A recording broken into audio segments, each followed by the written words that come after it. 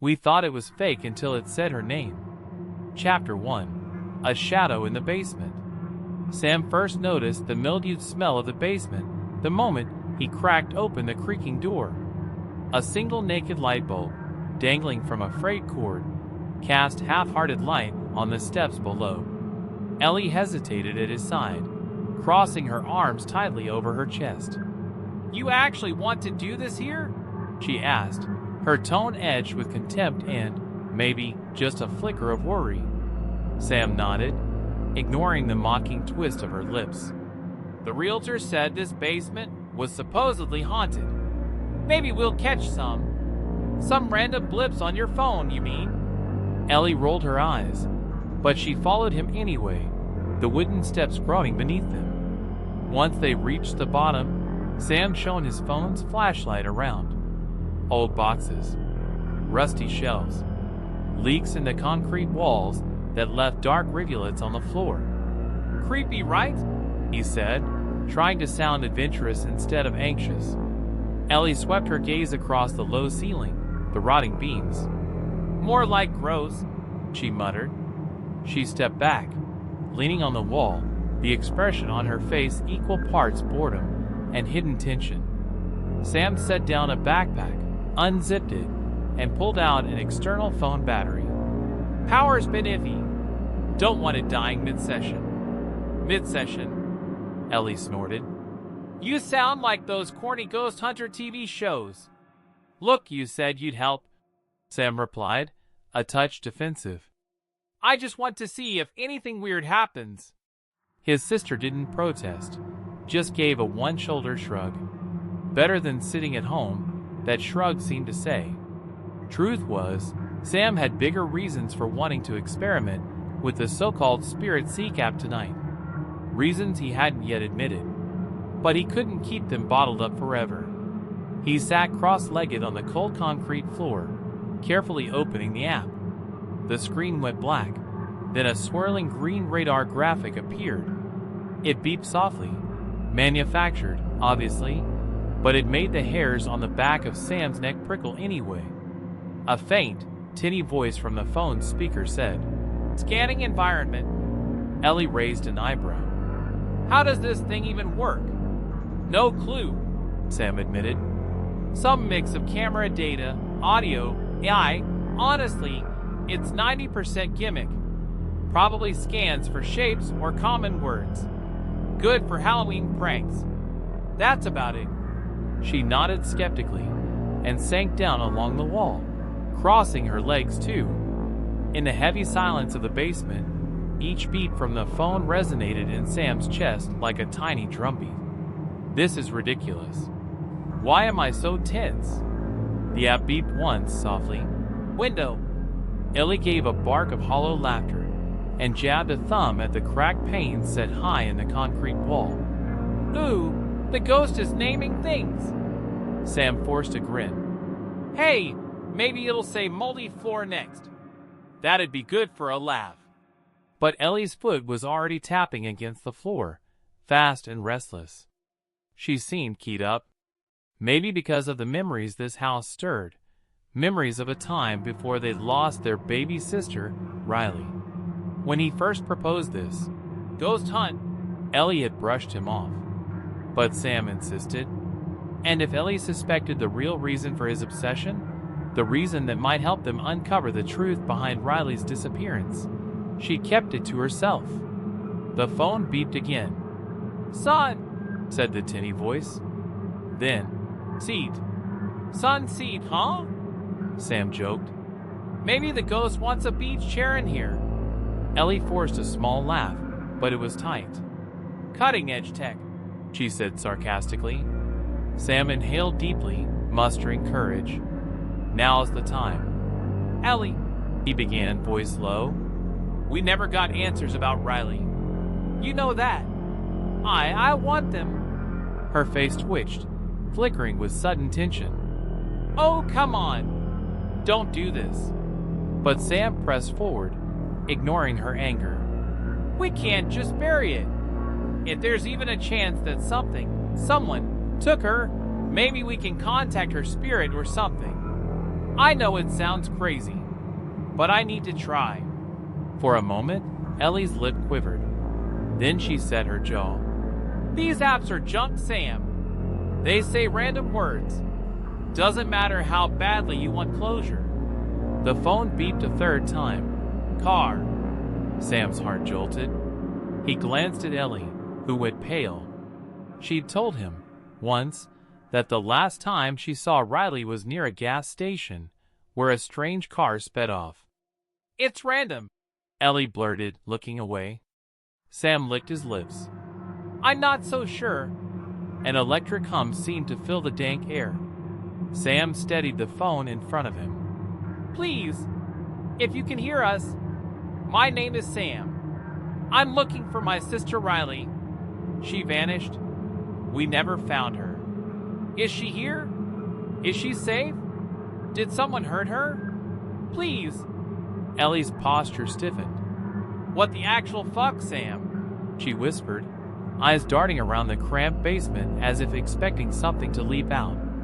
He didn't meet her gaze, just watched the swirling green radar. If there's any spirit or presence here, say something. Tell us what happened to Riley. For a tense moment, the screen was still. Then the phone's tinny speaker crackled. Atlanta, it whispered. Ellie's face went white, lips parting soundlessly. Sam's chest tightened. He remembered hearing something about sightings in Atlanta, some shaky lead that never panned out. He flicked his gaze to his sister, whose eyes were brimming with shock. It's random, she repeated, but her voice trembled. The phone beeped yet again. Ellie. Sam's breath caught. The green radar, for all its cheesiness, spun faster. Another beep. Riley. That single name sliced the air like a blade. The basement silence felt suffocating. Did you mess with this app? Sam asked Ellie, voice wavering. Because how would it know your name and Riley's? I didn't do anything, she nearly shouted, shoving away from the wall, eyes wide with panic. Turn it off. Not until we see what else it says, Sam insisted, leaning closer to the screen. Why is it saying these names? Are you messing with me?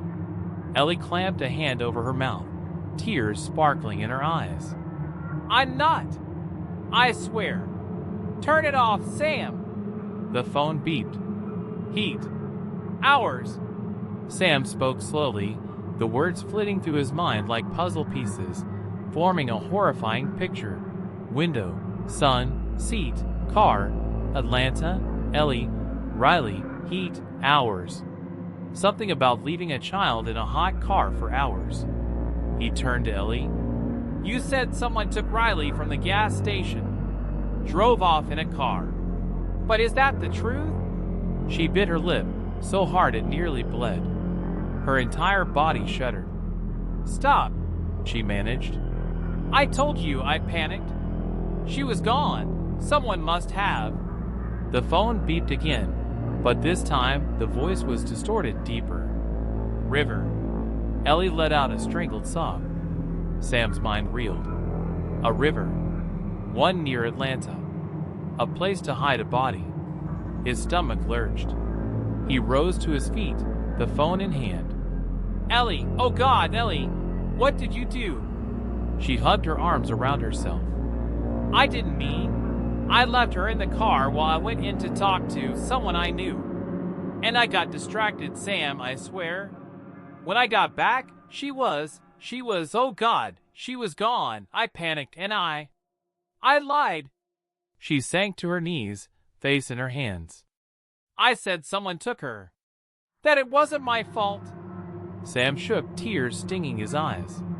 We searched for months, he said, voice quivering with mounting fury. We held vigils. We raised funds for a reward. The whole town scoured roadsides and forests. All because you let her cook in a hot car? Ellie sobbed harder, nodding. Mom would hate me. Dad would never forgive me.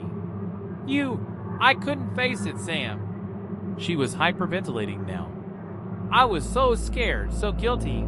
I just said she was kidnapped. It spiraled. I couldn't take it back. Sam let out a guttural scream of pure heartbreak and rage. The phone speaker clicked once more, the voice quieter this time. River. He lifted the phone as though about to dash it against the floor. The glint in his eyes was wild. Ellie, is that where you left her? Tell me. Ellie's sobs intensified, words tumbling out in a broken confession. I was terrified. I drove. I put her in a blanket, and there was a riverbank, Sam. I didn't know what else to do. She was already, I thought she might. Oh God, I hoped she might wake up, but she never did. Her voice shattered, face streaked with tears. Sam's entire body seized with a fury so deep it bordered on madness. Riley, their sweet baby sister, left to die in the back seat of a baking hot car, and then disposed of by the same big sister everyone trusted. The phone was telling them everything. And the final word, River, made it all real. Everything else was drowned out by his ragged scream, echoing off the basement walls. Chapter 2, Broken Home. The aftermath of that basement revelation was like living in a slow-motion nightmare. Sam stayed holed up in his old childhood bedroom for 3 days, ignoring Ellie's frantic texts. She called him 100 times. He never picked up. His world had collapsed. He had dreaded the possibility that Ellie was somehow responsible. But nothing could prepare him for the truth. She let Riley die. And the guilt? She hid it for over a year, weaving a lie about a supposed kidnapper. Sam hated her with every cell in his body. He hated himself for not seeing it sooner. Hated that an app's random words had forced the lie into the open. In the hush of the bedroom, Sam scrolled through old photos. Riley as a baby, clutching a stuffed giraffe. Riley at 2, beaming in a pink tutu. She was so small, so trusting. And Ellie, everyone adored Ellie, the model big sister. Sam scowled, eyes burning. Downstairs, their parents moved through the house like ghosts. Their father hadn't fully believed the kidnapping story from the start, but had tried to support Ellie anyway. Their mother clung to any scrap of hope, refusing to plan a funeral. They never found Riley's body, so they ended up burying an empty coffin. An empty coffin. Now, an even uglier truth churned beneath it all. On the 4th day, Sam heard footsteps outside his door. A soft knock. Sam? It was his mother's voice, quiet, tremulous. Ellie wants to. She says she wants to talk to you. She's downstairs. He lay there, staring at the ceiling. I don't want to see her. Don't want to hear her excuses. But a deeper voice told him, you need to hear her out. For Riley's sake. For closure.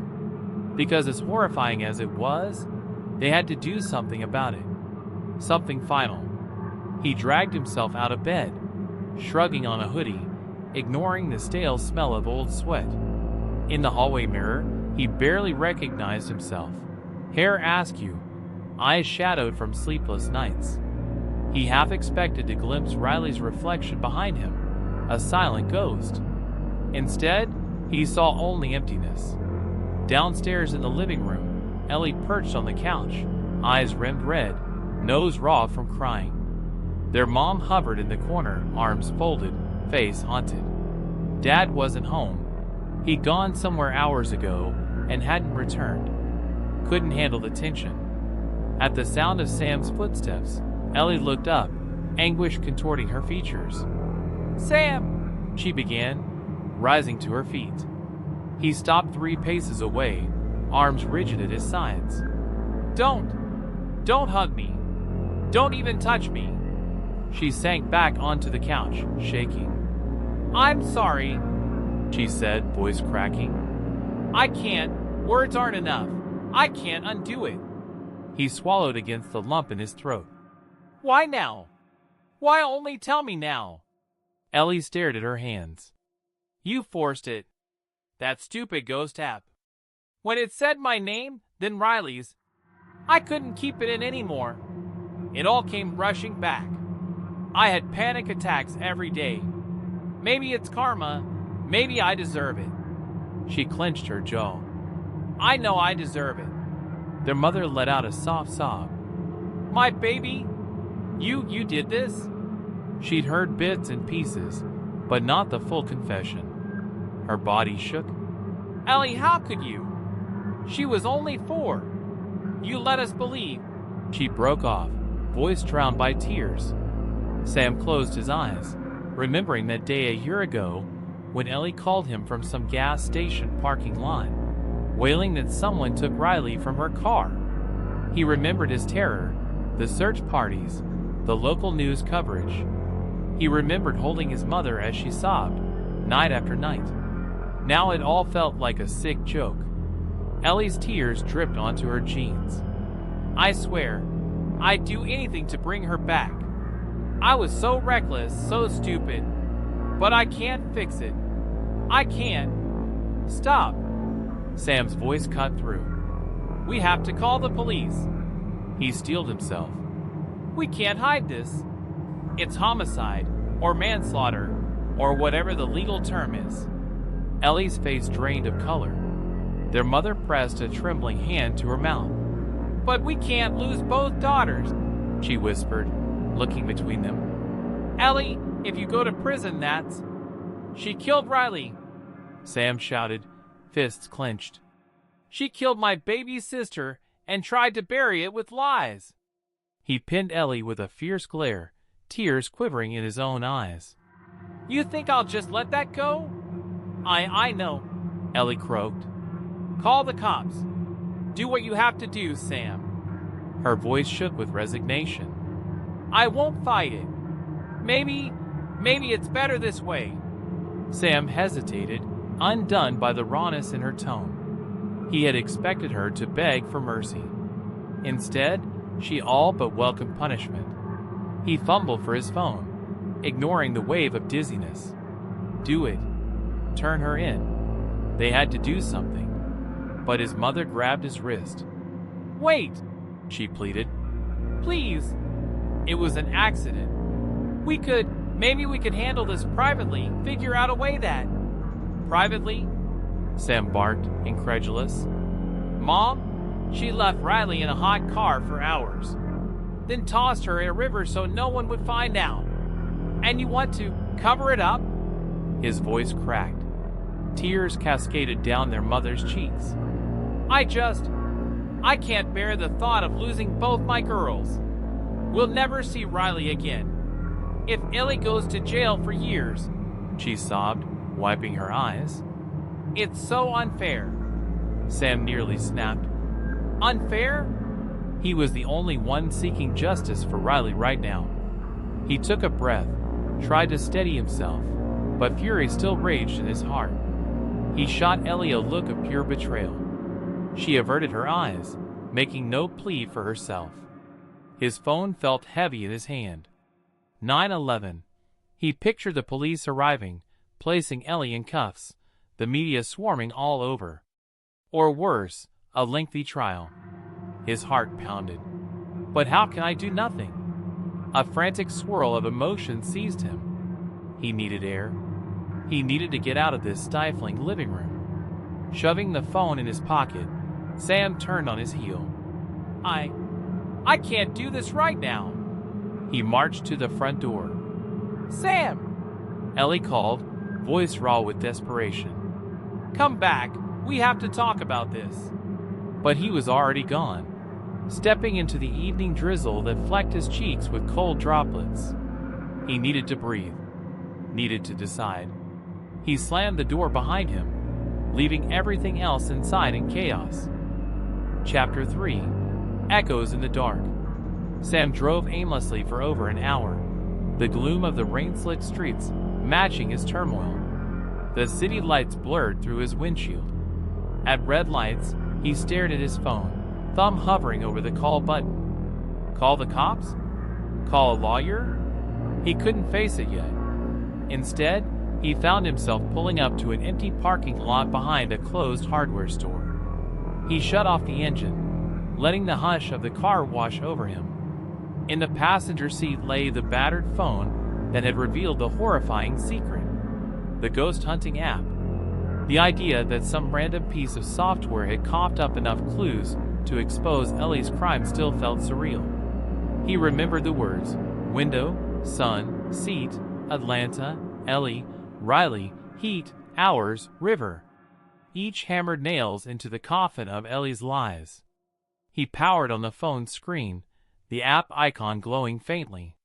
Could that force, the spirit, if it really was one, still be around? Riley's spirit?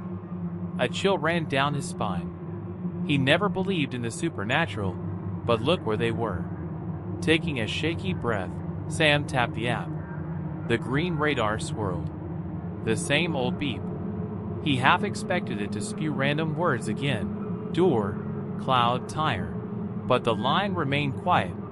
Minutes ticked by. Sam wondered if it had used all its lines for the night. He tried prompting it the way he had in the basement. "Riley," he said softly. "Are you here?" The phone remained silent, just the faint beep of scanning. Sam closed his eyes, tears threatening. "I'm sorry," he whispered. "I'm so sorry." At last, a tinny voice crackled through. "Sam." He flinched, nearly dropping the phone. It said my name. Goosebumps prickled his arms. "WH, what do you want me to do?" he asked, voice trembling. "Do I call the cops? Is that what you want?" Silence. Then, truth. He swallowed. That single word confirmed what he already knew in his bones. He needed to expose Ellie, no matter how badly it shattered their family. Doing anything less would betray Riley's memory. He nodded, tearful. "I'll do it," he promised. "I'll call them. I'll make her confess, or turn herself in." No response. Just the radar scanning. Sam drew a shaky breath and started his car, heart heavy. "I have to do the right thing." He revved the engine and pulled onto the empty street, headlights cutting through the gloom. As he neared a police station downtown, waves of nausea rolled through him. This is it. Once I walk in, there's no going back. At the last second, he veered onto a side street, unable to face the station's fluorescent lights. Not yet. Just a little more time to figure out the details. His mind was a mess. How to explain the truth, how to ensure the police believed him, how to handle Ellie's meltdown, how to protect his parents from total destruction. He ended up driving until dawn's first light dusted the horizon. Then, he made a decision. Ellie must be the one to confess. She owes it to Riley. If Ellie refused, Sam would report her. But she needed to do it. That's the only way to end this properly. Chapter 4. A family torn apart. Sam returned home early in the morning, exhausted and hollow-eyed. He found Ellie sitting at the kitchen table, a cup of cold coffee in her trembling hands. She'd been crying through the night, mascara smeared, hair disheveled. Their mother hovered by the sink, face drawn, while Dad stood grimly in the corner, arms folded. He looked up as Sam entered, eyes filled with turmoil. "Your sister told us everything," he said stiffly. We need to decide what to do." Sam's glare bored into Ellie. "You need to turn yourself in." She nodded, tears sliding down her cheeks. "I will," she said, voice hoarse. "But I want to go to the river first. I have to say goodbye or something." She bowed her head. "I know it sounds stupid." Anger twisted Sam's gut. "Oh, so now you want to pay your respects? After dumping her like trash?" Ellie cringed. "I'm sorry," she choked out. "If you never forgive me, I get it. I don't deserve forgiveness." She swallowed. "But I need to do this." A tense silence fell. Sam's mother wiped her eyes, looking from one child to the other. "Sam, let her," she whispered. "If she's going to confess, let her do this last thing. For your sister." He clenched his fists, wrestling with fury. "Fine," he spat. "But after that, we go to the police." Dad's shoulders shook with unspoken sorrow. "I'll drive," he said quietly. "We'll see if we can find—" He trailed off, not daring to say a body. So much time had passed. There might be nothing left. Ellie closed her eyes, tears sliding silently. "I'll pack a bag," she said. 3 hours later, they all piled into their father's SUV. Dad at the wheel, Mom in the passenger seat, Sam and Ellie in the back. No one spoke as the scenery blurred past. Fields, telephone poles, the occasional gas station. The trip was almost 2 hours to the wide, slow-moving river that cut through farmland outside Atlanta. Ellie had never named the spot, but Sam guessed she'd recognize the roads in silence, guiding Dad with quiet instructions when necessary. Sam stared out the window, chest tight. "We're going to the place where Riley's body was abandoned." He couldn't stop the horrifying images. Riley's small form, lifeless, stuffed in a blanket. He pressed a palm over his mouth, fighting nausea. On his phone, the Spirit Seek app lay dormant, but sometimes he caught himself wanting to open it, to see if Riley had more words for them. "No, that's insane." Enough's enough. They arrived at a gravel turnout beside the riverbank. The water was murky, the current gentle. Tall reeds swayed in the humid breeze. No other vehicles were around. Dad parked, cut the engine. Silence pressed against them like a heavy weight. Ellie stared through the windshield. "It's further down that way," she said numbly, pointing to a stretch of muddy shoreline. They got out. Mom clutched Dad's arm for support, tears already streaming. Sam lagged behind, fists clenched, dread coiling in his stomach. Ellie led them along the shore for about 100 yards, picking through reeds and broken branches. Then she stopped. "This is it," she whispered. "I'm pretty sure." The four of them stood in an agonizing hush. Dad cleared his throat. "Ellie?" he prodded. She nodded, stepping closer to the water's edge.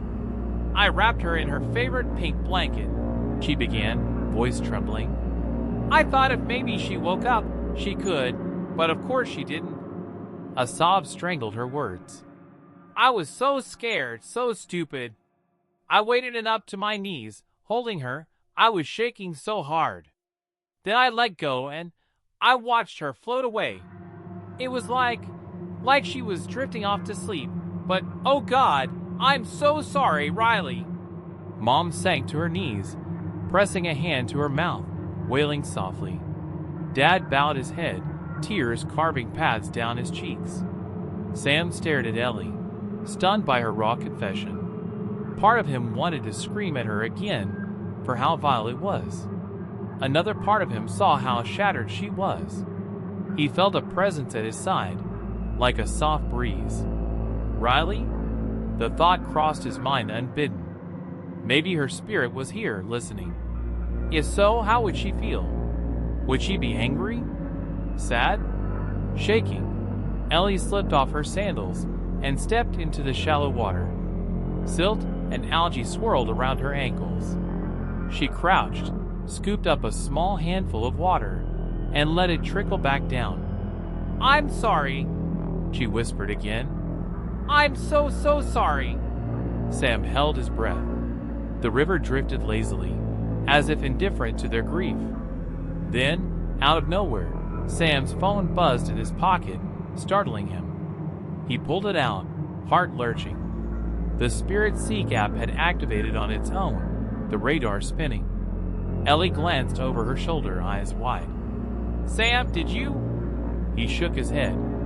"No. It just opened." The phone beeped once, the tinny voice fuzzy. "Cold." He froze. Was the app referencing the cold water? Or maybe the beep sounded again. "Here." Mom let out a tiny gasp. Dad stared, jaw slack. Sam's hand shook as he held the phone out. "Riley," he said. If that's you, can you say something? A third beep. Forgive? Ellie's eyes brimmed with tears. I don't deserve it, she wept. But if you're here, I love you. I was just so stupid. I messed up. I want you to rest, wherever you are. The phone crackled. For a moment, Sam feared it would say something final, something damning. Instead, the screen flickered and went silent, returning to the swirling radar. No words. In the hush, Dad gently touched Ellie's shoulder. We should go, he said thickly.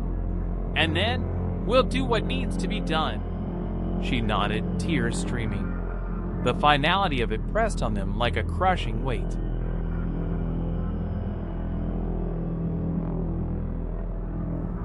Chapter 5. The Last Goodbye.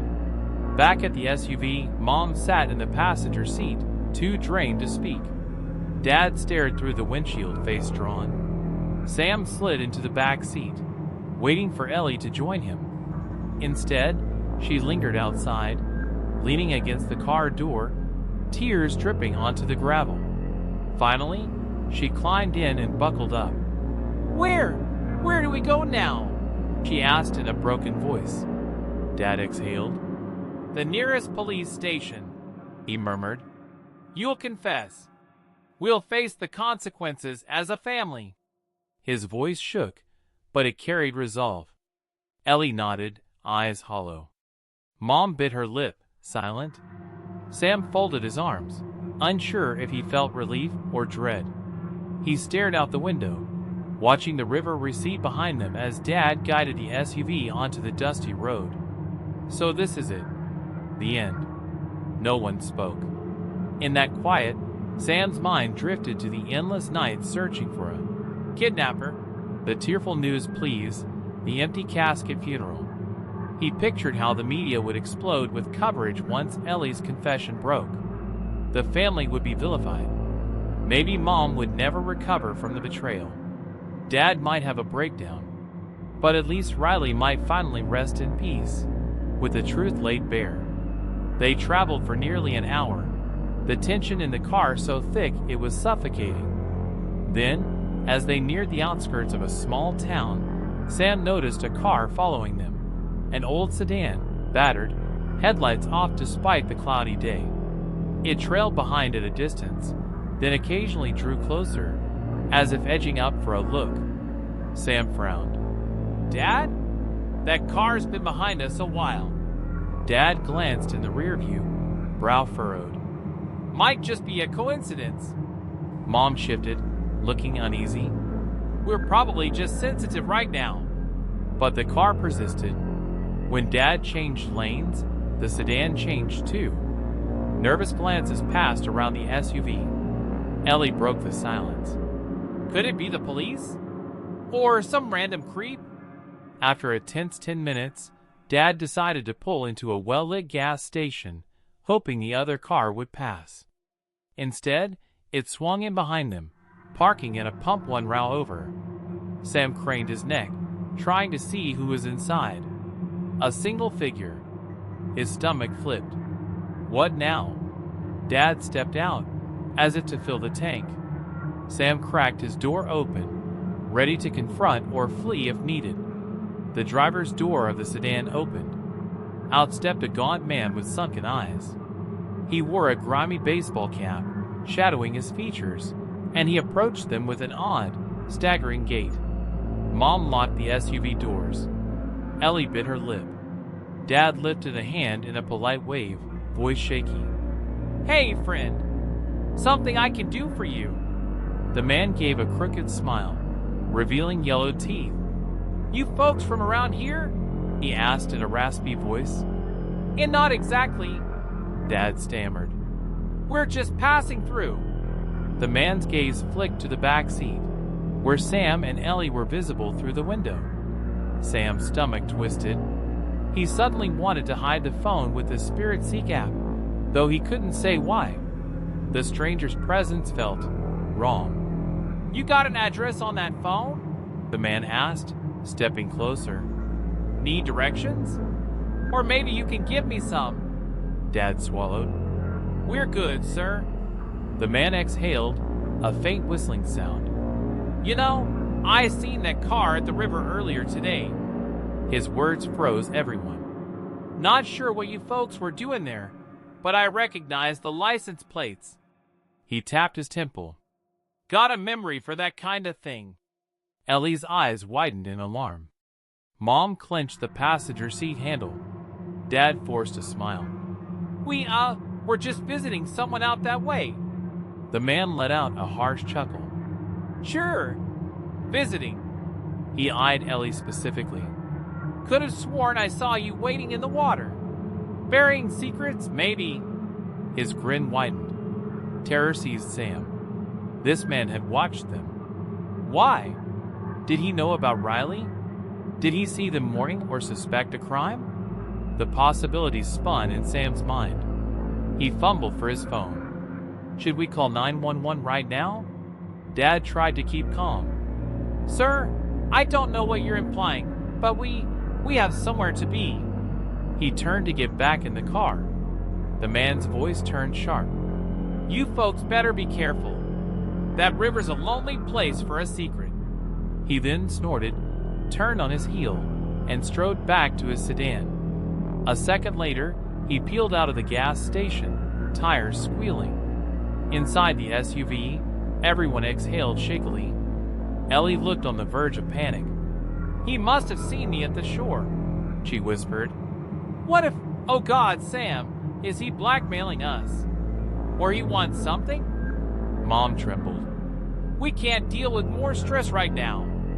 Let's just get to the station. Let's get it over with. Dad nodded fiercely, jumped back behind the wheel. In tense silence, they sped onto the highway, glancing repeatedly in the mirrors. The man didn't follow.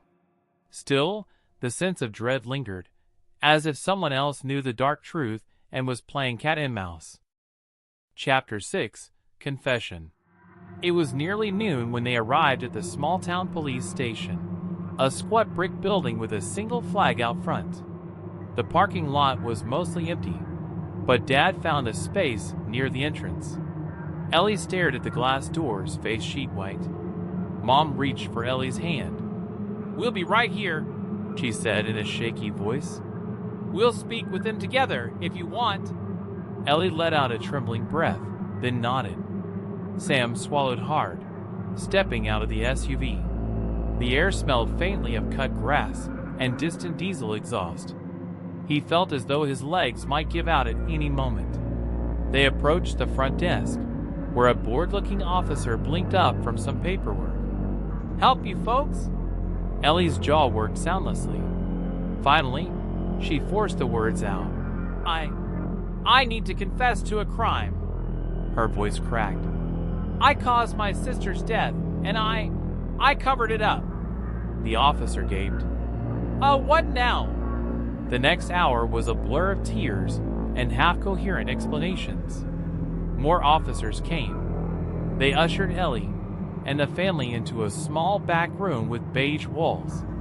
Ellie recounted the entire story, leaving Riley in the car, returning to find her unresponsive, panicking, driving to the river, discarding the body. Sam stood to the side, his mind swirling as the detective scribbled notes, occasionally glancing at him, at their parents. The detective's expression shifted between pity and cold professionalism. By the time Ellie finished, the room felt airless. All right, the detective said, removing his reading glasses. Thank you for your honesty, miss. Ellie Palmer, she choked out. He nodded grimly. We'll need a formal statement. We'll contact the county medical examiner.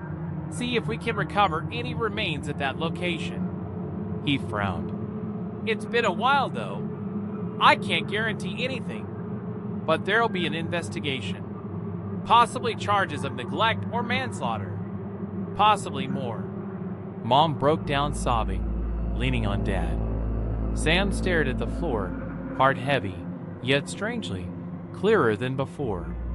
The truth was out. Riley's memory would no longer be wrapped in a lie.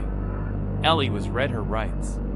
She nodded through tears, not resisting. The detective explained she might have to be taken into custody, at least temporarily.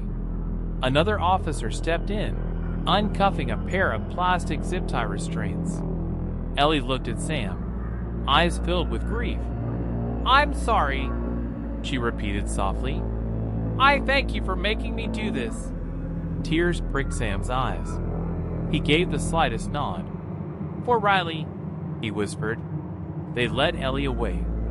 Mom gasped, trying to follow, but Dad gently held her back. Sam realized he was trembling, a swirl of heartbreak and something almost like relief colliding in his chest. "It's done." He closed his eyes, conjuring an image of Riley, hoping she might finally rest.